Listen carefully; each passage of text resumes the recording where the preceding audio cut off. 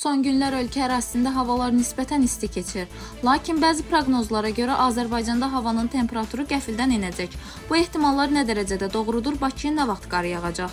Bu mövzu ilə bağlı meteoroloq Cavidan Əliyev açıqlamasında deyib ki, uzunmüddətli proqnozlara əsaslansaq və eləcə də Sibir ansiklonunun anormal şəkildə tez formalaşmasını da nəzərə alsaq deyə bilərik ki, təxminən oktyabr ayının 20-sindən sonra və noyabrın ilk 10 günlüyü aralığında soyuq hava kütlələrinin ölkəmizə daxil olacağı real görünür. Hətta bəzi düzən ərazilərimizdə yağıntıların sulu qara keçəcəyi ehtimalı da var. Meteoroloq həmçinin onu da bildirib ki, Azərbaycanın bəzi dağ ətəyi ərazilərində hətta qar yağacağını da söyləmək olar. Çünki şimal-qərb istiqamətində Azərbaycana gələn soyuq hava kütlələrinin bir müddət davamlı olacağı qaçınılmazdır. Bununla belə payız fəsli özünü tam şəkildə göstərmək və qışa daha da yaxınlaşmaqdadır. Ümumi proqnozlara və gözləntilərə əsasən Azərbaycanda əvvəlki illərlə müqayisədə bu il daha çox soyuq tendensiya daha çox real görünür.